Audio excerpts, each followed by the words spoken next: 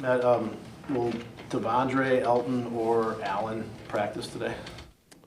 I'm trying to Rolodex that in my head right now. Devondre, Allen, I believe, yes, Allen will be out there. He's the only one of the three that will be out I there. believe, yeah.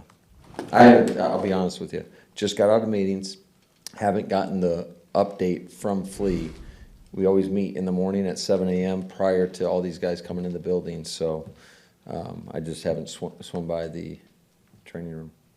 Matt, when so many teams around the league are making moves yesterday and you guys don't, just what's that like from your perspective? Is it disappointing at all? I'll be honest with you.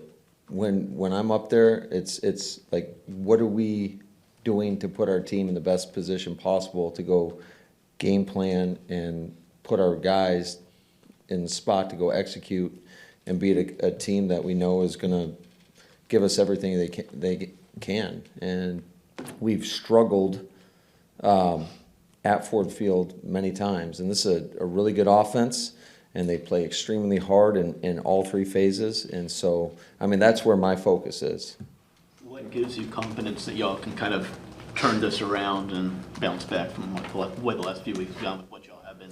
I think, we've displayed at times some good level of football, but it's just been too inconsistent, and I don't think it's been complementary football all the time, and we realize it's an imperfect game when one side of the ball isn't maybe producing like you would like, the other side's got to pick it up, or we have to do it on defense.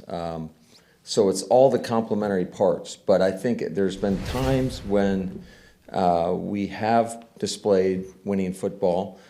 We've got to be more consistent, and I think everybody's got to dial in a little bit tighter and focus a little bit harder, be very intentional about how we practice, the practice habits we're forming. And I'm a big believer that if your process is right and you're out there going about your work in a very intentional manner, that it's going to lead to better results. So, hey Matt, game planning is part of your job. The other part of it, though, is obviously the locker room and getting guys, rolling in the same direction. What was your message to the guys, especially when I'm sure there are some that were hoping you would make some moves yesterday and you guys as a team didn't? What's your messaging to your players if there's some that are unhappy or disappointed?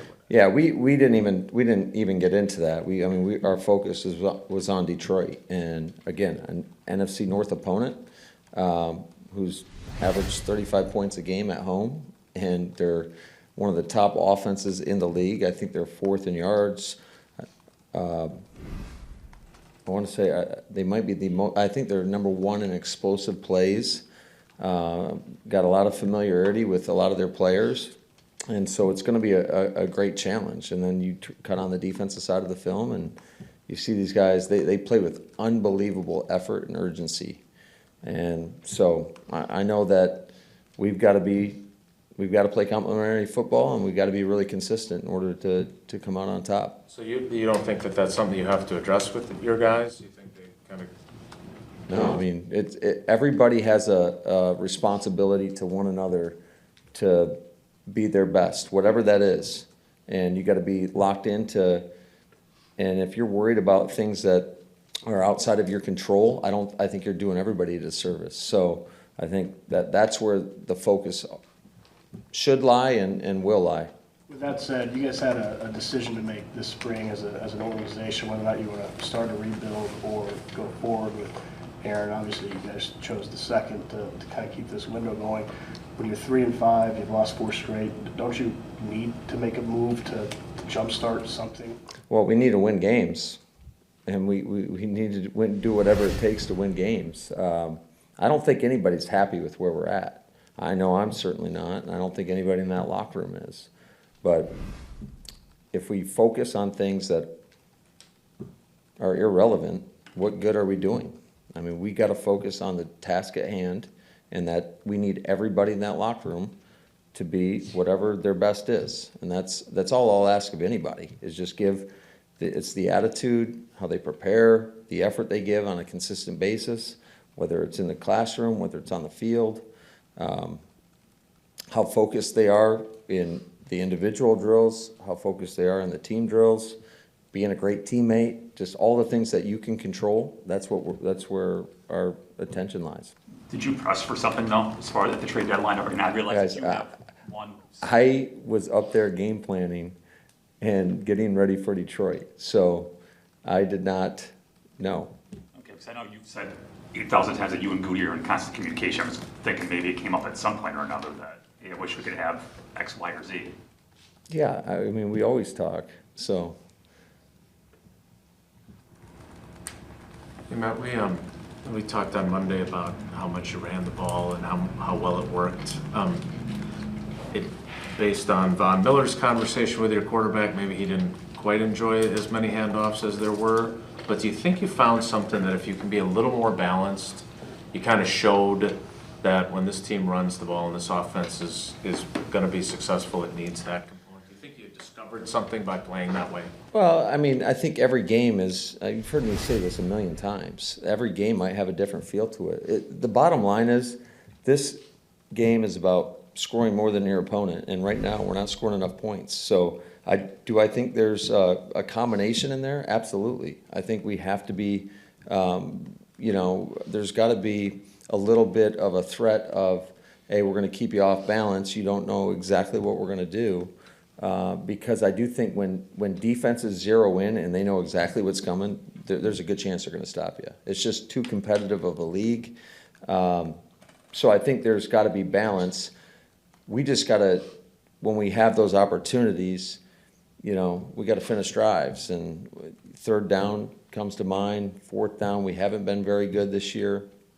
Some of it, we haven't put our guys in the best position. I realize that.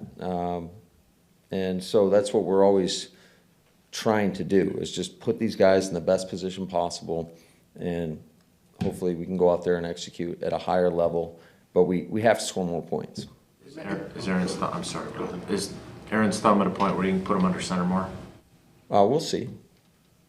I always look at the efficiency, under center, gun. Like I said before, every game plan could be a little bit different, but our efficiency in the gun's been pretty solid for the majority of the season. In fact, in some of the personnel groupings, our gun plays have been more effective than our under center plays. So as long as there is plays that play off one another, I don't really think it totally matters.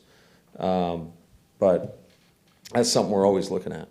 Hey, Matt, going back to what Jason asked you about the running game, how much would it help you to be able to do that if you can get ahead early on, and why do you think you guys aren't quite starting fast?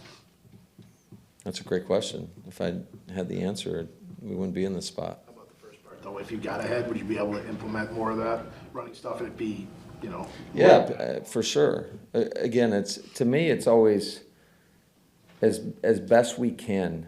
You try to approach, just no different than we talk to our team about. You try to approach it with hey, don't worry about the scoreboard, 0-0. Now, I know that's impossible, and at times you have to take that into consideration, especially if you're way behind late in the game, or if you're up late in the game and everybody might know you're going to run it and you still run it. So, but I think we always try to reset after every series, and go with the most advantageous looks or whatever it may be to try to up the probability of us having success within a certain play. I don't know if you would consider this balanced, but there's been some games like last week, like week 2 against the Bears, where it's been pretty run heavy, and then other weeks where it's been more pass and the run game has kind of come and gone. Have you arrived at a point through 8 games where this offense needs to be run first every week? Not necessarily. No, I think if somebody's going to commit a bunch of bodies to the box, it just makes it difficult. I mean, it happened last week, right? In the 4th down, and it was like a punt rush. So I think you got to kind of see how teams are playing you, and certainly we'd like to establish a run, but it's not just, you're not always going to stick a square peg in a round hole. You got to do what's ever best to put your guys in the best position possible, and we're fortunate that we have you know, a quarterback that obviously is a Hall of Famer and can, you know, make some unbelievable plays. And I thought he did that when we started throwing it towards the end of the game. They fired their defensive backs coach on Monday, I think it was. Does that throw a wrinkle into your game planning, or do you expect them to do what they've been doing all year? Well, I think if, you look at Aaron Glenn's background, he's been a defensive back coach and prior to being a coordinator. So I don't know how necessarily it'll affect it. I think just studying them, there seems to be a different theme depending upon who they're playing, where like Miami was a little bit different than how they played Dallas, which was a little different than how they played the Vikings. So every game has had kind of its own kind of, however they want to scheme it up, you know. The injured reserve rule changes this year, having the 4-game minimum, only being able to bring back 8 guys. Do you have any problem with those rule changes? Would you like it to go back to the way it was, or does it make any difference to you? Again, that's out of my control. You said earlier that you turn on Detroit film and you see urgency especially on the defense. Is that missing for you guys at all when you watch your own team? Do you see a lack of urgency at times? Not necessarily. I see some mistakes that we're making. That's something that you're always trying to stress and ensure that you're getting from everybody, is because that's all. I really truly believe that you can only ask for max effort. I mean, some guys are going to make mistakes out there. To me, it's, did you make a mistake going 100 miles an hour?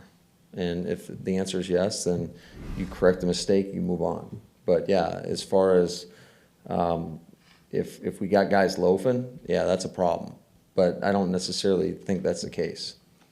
Do you believe in a now or never approach? Situation 3 and 6 would be a pretty tough hill to climb. Do you use that at all? Nope.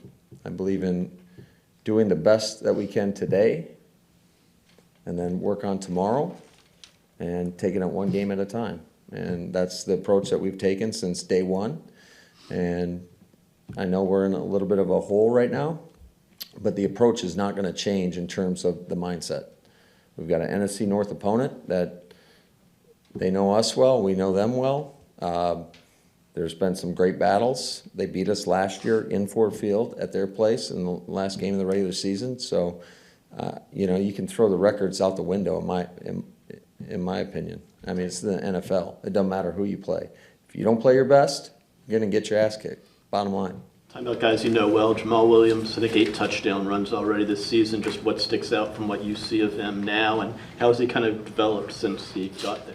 I think it's more or less the opportunity. I think he's had more opportunities there, and he's done a great job with it. So Jamal's a guy that I got so much respect for. I love how just his whole approach, how he brought energy every day. He did everything he could. He was a great teammate. He's tough. He's tough as nails.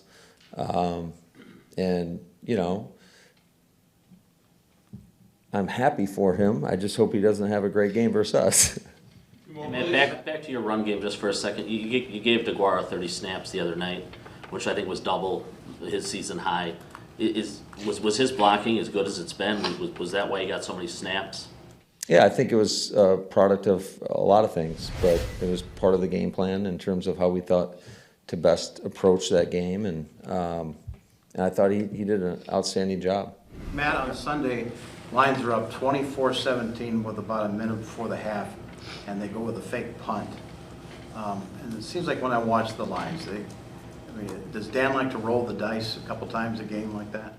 Yeah, I think they've had 2 fake punts, fake punts this year, and then I know they had a surprise onside week 1. So, we got a lot of trick plays a year ago when we played them. So I think the antenna's got to be up, really in every phase. I think you look at them defensively, they can all out blitz you at any moment, and it showed up in every game. So I think you always got to be on high alert for, any of that stuff. Matt, can I quick follow up on Rob's question about fast starts? For most of your time here, you guys have been really good at the start of games. I know if you knew what the problem was, you'd fix it, but are you looking at your process any differently? Or are you saying, hey, this is something we've done well before, we just need to find the right kind of combination, or how do you view it? Yeah, I think you're always evaluating your process. I think if you don't, I mean, things naturally evolve over time. And if you're not willing to evolve and you're stuck in, oh, this is the way we've always done it, then you never grow. So we are constantly looking at our process, and if somebody comes up with a idea on how to do it better, I don't really care whose idea it is. It's what's best for us.